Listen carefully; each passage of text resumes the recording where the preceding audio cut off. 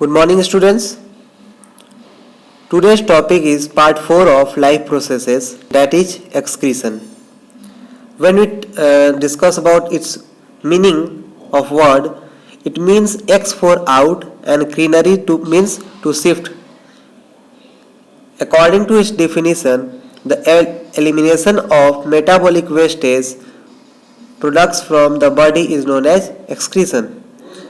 अगर हम ये बात करें कि एक्सक्रीशन क्या है, तो एक्सक्रीशन क्या है, हमारे बॉडी से जो मेटाबॉलिक मतलब कि अगर हमारा डाइजेशन होता है तो जरूरी नहीं है कि हम अनडाइजेस्टेड फूड जो बाहर निकलता है वही, इसके अलावा और बहुत सारे कंपाउंड्स प्रोड्यूस होते हैं जो मेटाबॉलिक वेस्टेज होते हैं और जिनके हमारे बॉडी में रहने से हमारे बॉडी को नुकसान पहुंच सकता है। तो वैसे ही वेस्ट प्रोडक्ट्स को हमारे बॉडी से बाहर निकालने के प्रोसेस को ही एक्सक्रीशन कहते हैं। और ये इजेशन से पूरी तरह से डिफरेंट होता है, क्योंकि इजेशन में बस हम इनडाइजेस्टेबल जो फूड डाइजेस्ट नहीं हो सकते उन्हें ही बाहर निकालते हैं, पर एक्सक्रीशन में सारे मेटाबॉलिक वेस्टेज को बॉडी से बाहर निकाला जाता है। इसका एग्जांपल हमारे पास एक और है, स्वेटिंग। स्वेटिंग के थ्रू हमारे बॉडी से बहुत सारे मेटाबॉलिक वेस्टेज को निकाला जाता है। दूसरा तो एक्सक्रीटरी सिस्टम के बारे में हम लोग पढ़ेंगे ही, जिसमें किस तरह से यूरिन के थ्रू मेटाबॉलिक वेस्टेज को हमारे बॉडी से बाहर निकाला जाता है। तो हम सीधे मल्टी सेल्यूलर ऑर्गेनिजम्स की बात करेंगे, क्योंकि यूनिसेल्यूलर ऑर्गेनिजम्स वाले बहुत सिंपल है और वो हम लोग न्यूट्रिशन चैप्टर में ही डिस्कस कर चुके हैं, किस तरह से अमीबा अपने मेटाबॉलिक वेस्ट को बाहर निकालता है। तो first we will discuss about excretion in multicellular organism. Multicellular organism have different organ. For example flatworms have flame cells. Flatworms के पास क्या होता है, फ्लेम सेल्स होता है जिसके थ्रू वो एक्सक्रीट करते हैं। Annelids have nephridia. एनालिड्स में अर्थवर्म, लीच ये सब आ जाते हैं, इनके पास नेफ्रिडिया होता है। ठीक। आर्थ्रोपोड्स में आ जाते हैं क्रैब्स यानी केकड़ा, प्रॉन्स फिश टाइप की जो है आती है, मतलब प्रॉन फिश, इनके पास ग्रीन ग्लैंड होता है एक्सक्रीशन करने के लिए। और इंसेक्ट्स हैव मैल्फिगियन ट्यूब्यूल्स। इंसेक्ट्स के पास मैल्फिगियन ट्यूब्यूल्स होता है जिसके थ्रू वो एक्सक्रीट करते हैं। अब हम आ जाते हैं excretion in human beings. Human beings कैसे एक्सक्रीट करते हैं। ह्यूमन बींग्स के पास एक अपना एक्सक्रीटरी सिस्टम होता है जिसको यूरिनरी सिस्टम भी बोला जाता है। इसके थ्रू ह्यूमन बींग्स एक्सक्रीट करते हैं। तो आइए देखते हैं किन किन ऑर्गन से ये बना हुआ है। जैसे कि हम फिगर देख पा रहे हैं, हमारे एक्सक्रीटरी सिस्टम में 2 किडनीज है, 2 यूरेटर्स है, यूरेटर पाइप है वो जिसके थ्रू हमारा किडनी का मेटाबॉलिक वेस्ट जो एक्सक्रीट होता है वो छोड़ा जाता है। और उसके बाद आ जाता है यूरिनरी ब्लैडर। यूरिनरी ब्लैडर वो स्टोर करता है जो वेस्ट प्रोडक्ट्स निकाले जाते हैं बॉडी से। और urethra is a tubule through which the excretory product is excreted through out the body. तो first we will discuss kidney. Kidney is a pair of reddish brown solid bean shaped structure which lie in the abdominal cavity। Kidney भी हमारे abdominal cavity में ही पाए जाने वाला एक organ है। ये रेडिश ब्राउन कलर का होता है और ये बीन शेप्ड मतलब कि जो हमारा बीन जो क्या कहेंगे जो बोधी आप लोग देखे होंगे उसका जो सीड का शेप होता है बीन शेप, वो सीड शेप का ये ऑर्गन होता है। 2 से 3 सेंटीमीटर इसकी लेंथ होती है और ये अटैच रहता है हमारे वर्टिब्रल कॉलम से। ये दोनों अलग अलग साइड में, मतलब दोनों साइड से ये attach, both are connected with renal artery. ये अटैच होने के बाद रीनल आर्टरी और रीनल वेन जो होते हैं इनसे ये अटैच रहता है। और इसके साथ साथ यूरेटर, जो दोनों यूरेटर होते हैं ये भी उसे वहीं पे कनेक्ट करते हैं। Renal artery bring oxygenated blood. Renal artery क्या करता है, ऑक्सीजनेटेड ब्लड को लेके यहाँ तक आता है और ऑक्सीजनेटेड ब्लड के साथ साथ क्या आ जाते हैं, मेटाबॉलिक वेस्टेज भी आते हैं laden with metabolic products. Renal vein carries deoxygenated blood from which waste product have been removed. और फिर वापस प्यूरिफाई होने के बाद वो कहाँ चला जाता है, वो डीऑक्सीजनेटेड ब्लड को कैरी करने वाले रीनल वेन में जाके मिल जाता है और उसके साथ साथ वेस्ट प्रोडक्ट्स को भी बाहर निकाल दिया जाता है। अब इसके बाद हम जो बारी आती है वो क्या है, नेफ्रॉन्स, जो ये structural and functional filtration unit of kidney है। नेफ्रॉन सबसे छोटा यूनिट किडनी का है और ये इसी एक यूनिट में पूरा फिल्ट्रेशन का काम होता है। और यहाँ तक कि करीब करीब मिलियंस ऑफ, मतलब कि millions of nephrons are present in one kidney. A nephron has two parts, Malpighian body and renal tubule. Nephron के पास एक नेफ्रॉन दो भाग में ऐसे बटा होता है। पहला है मेल्फिगियन बॉडी जो फिल्ट्रेशन यूनिट होता है, और दूसरा रिनल ट्यूब्यूल जिससे फिल्टरेट जो होता है वो बाहर निकलता है और अलग सर्कुलेट किया जाता है उसको, जहाँ से थ्रू चैनल, प्रॉपर चैनल उसे बाहर निकाला जा सके।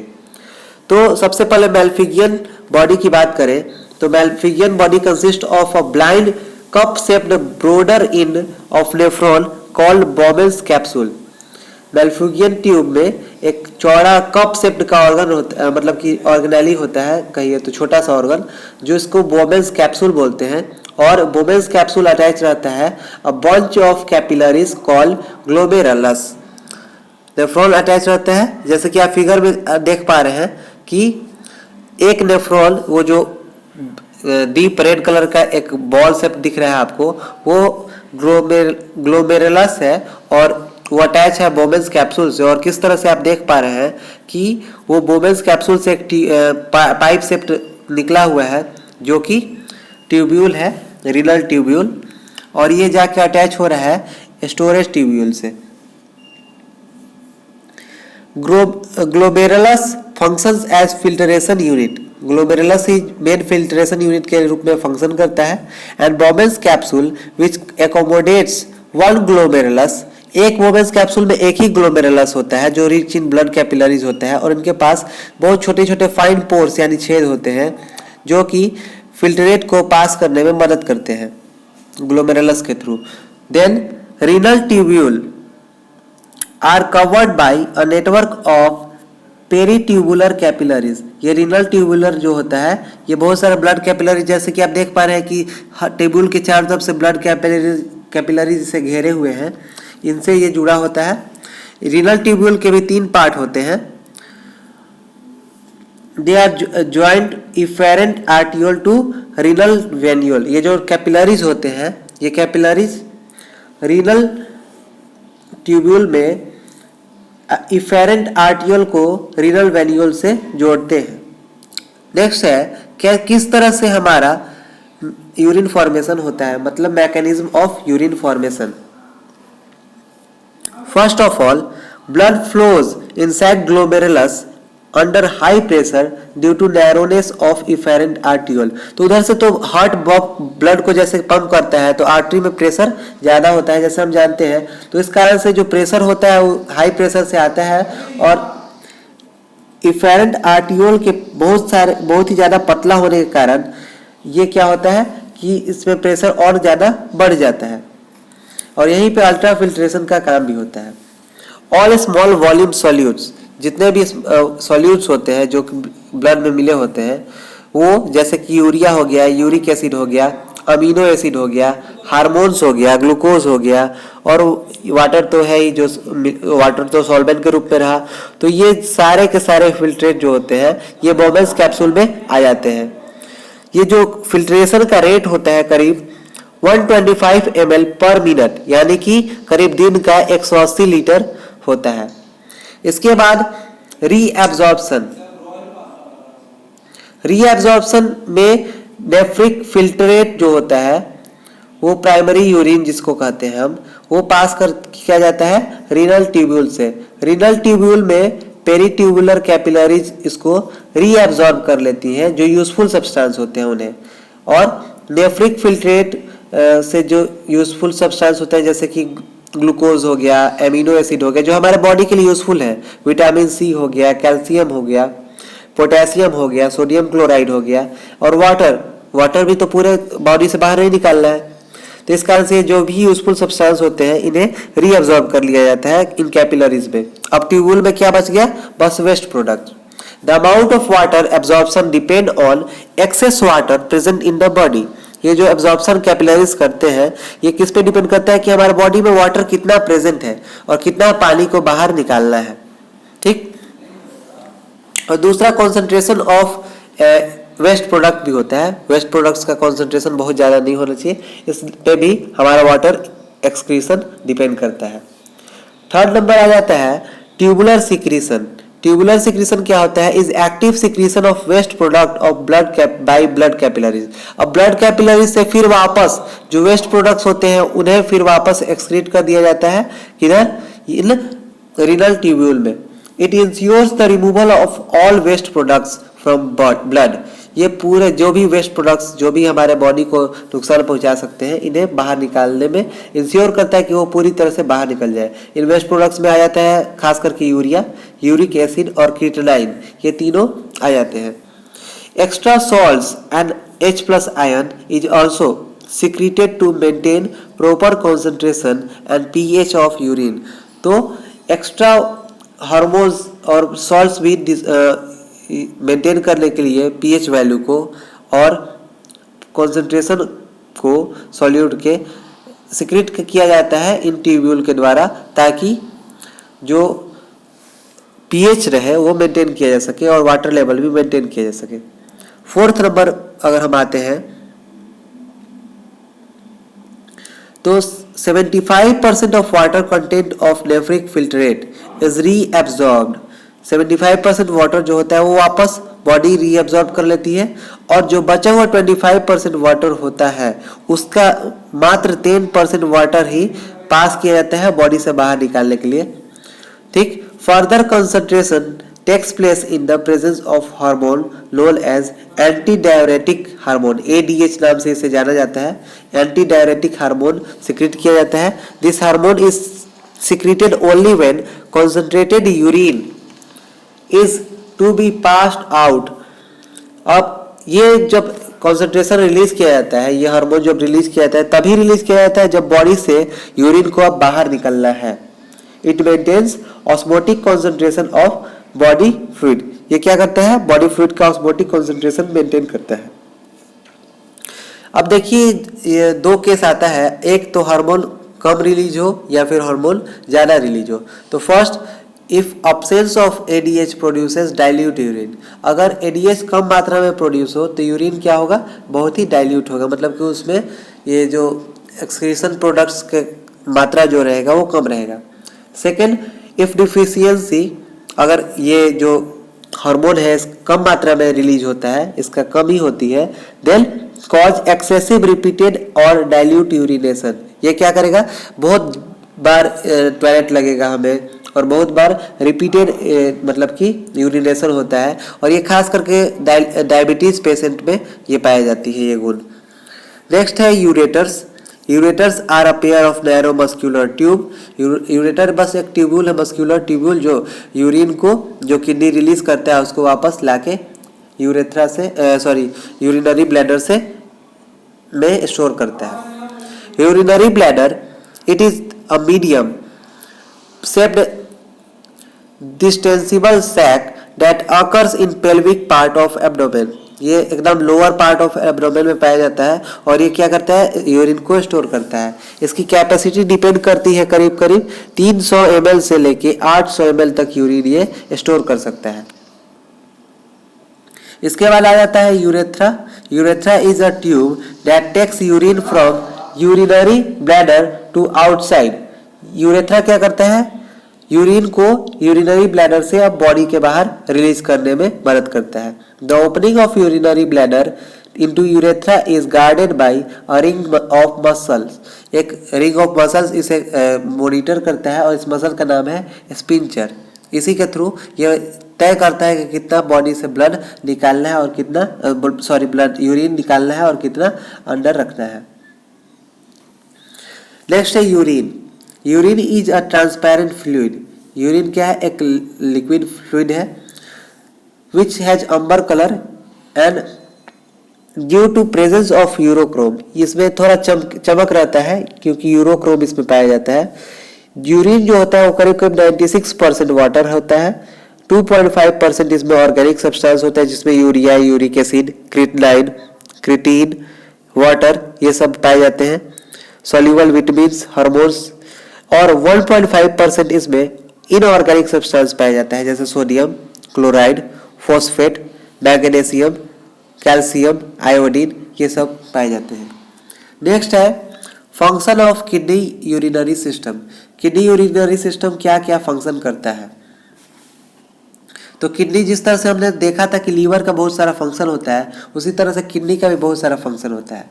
सबसे पहले excretion of nitrogenous and other waste products, ये तो मेन फंक्शन हो गया, नाइट्रोजन वेस्ट और अदर वेस्ट प्रोडक्ट्स को बॉडी से बाहर निकालना। सेकेंड आ जाता है take part in expelling toxic chemicals, जो भी हमारे बॉडी में टॉक्सिक केमिकल्स प्रोड्यूस होते हैं उन्हें भी बॉडी से बाहर निकालना, ये यूरिनरी सिस्टम का ही फंक्शन है। Third number maintain water balance, body में कितना वाटर रखना है और कितना वाटर बॉडी से एक्सक्रीट करना है, ये भी डिपेंड करता है हमारे किडनी यूरिनरी सिस्टम पे ही। Fourth number regulation of salts and excess material, salts की मात्रा कितनी रखनी है, कितनी बाहर निकाली, ये भी रेगुलेट करने का काम हमारा किडनी यूरिनरी सिस्टम का ही होता है। Fifth number maintenance of pH, हमारे हाइड्रोजन आयंस का प्रेजेंस जो होता है वो मेंटेन करना, और regulation of blood pressure, blood pressure को भी मेंटेन करना, ये हमारा किडनी यूरिनरी सिस्टम का एक फंक्शन में से एक है। नेक्स्ट है what will happen if renal failure या किडनी फेल्यूर अगर हो जाता है तो क्या होता है? सबसे पहले क्या कारण हो सकता है इसका फेल्यूर का? तो फर्स्ट कारण हो सकता है हाई ब्लड प्रेशर और high blood sugar. High blood pressure या ब्लड शुगर अगर रहे, इस केस में हमारा रीनल फेल्यूर हो सकता है। दूसरा, इन्फेक्शन की वजह से अगर कोई माइक्रोबियल वायरल इन्फेक्शन अगर हैवी अमाउंट में हमारे बॉडी में होता है तो इस केस में भी रीनल फेल्यूर हो सकता है। और third number is due to injury, अगर हमारे एब्डोमिनल कैविटी में उस लेवल का चोट पहुंचता है, इस केस में भी रीनल फेल्यूर हो सकता है। व्हाट विल हैपन, तो क्या होगा इससे अगर ऐसा होता है? तो it will cause the prevention of excretion, excretion को ये रोकेगा, और accumulation of toxic chemicals and water in body, ये वाटर बॉडी में टॉक्सिक केमिकल्स की मात्रा को बढ़ाएगा जो अलग अलग बीमारियों को कॉज करेंगे। ठीक है। नेक्स्ट है treatment. There are two treatment of this renal failure. First is hemodialysis, which is also known as artificial kidney, and second is renal transplant. It means to take other kidney and transplant it in your body. What are advantages of hemodialysis? It gives some time to patient to find kidney donor and prevent any type of infection. ये हर तरह के infection से हमें बचाता है और कुछ समय दे देता है उस पेशेंट को ताकि वो डोनर को खोज सके। नेक्स्ट है एक्सक्रीशन इन प्लांट्स। प्लांट्स में एक्सक्रीशन का लेवल क्या होता है? तो प्लांट्स तो हमारे जो नाइट्रोजनस वेस्ट होते हैं उन्हें वो लेते हैं एज ए यूजफुल मटेरियल, तो उनका जो प्रोडक्शन होता है वो नाइट्रोजनस वेस्ट नहीं होता है। They do not produce nitrogenous waste like urea and uric acid. It produces wastage such as organic acids, ये ऑक्सैलिक एसिड टाइप के ऑर्गेनिक एसिड को ये एक्सक्रीट करते हैं। इसके अलावा टैनिन्स, लैटेक्स, रेजिन्स और गम, ये सब इनका एक्सक्रीशन होता है। और ये हमें कैसे पता चलता है कि प्लांट्स एक्सक्रीशन कर रहे हैं? ये हमें तब पता चलता है जैसे कि कुछ कैरेक्टरिस्टिक्स शो करते हैं, जैसे फॉलिंग ऑफ लीव्स, पेड़ों से जो पुराने पत्ते होते हैं उनका गिरना, फिर बार्क का बाहर जो छाल होता है पेड़ का वो उसका निकलना, फिर है डिटॉक्सिफिकेशन। डिटॉक्सिफिकेशन में क्या होता है कि ये अपने जो टॉक्सिक केमिकल्स होते हैं उन्हें कैल्शियम ऑक्सिलेट या क्रिस्टलाइन फॉर्म में, नीडल फॉर्म में ये बाहर निकालते हैं। इसका प्रूफ हम देख सकते हैं, जैसे कि पाइनएप्पल हम खाते हैं, पाइनएप्पल में हमें कहीं कहीं ऐसा लगता है कि नीडल शेप्ड उनका स्ट्रक्चर है, तो वो जो पाइनएप्पल हुआ वो पाइनएप्पल प्लांट्स का एक्सक्रीटरी प्रोडक्ट हुआ। ठीक है। तो आपको आज का क्लास कैसा लगा जरूर बताएं। Thanks for watching.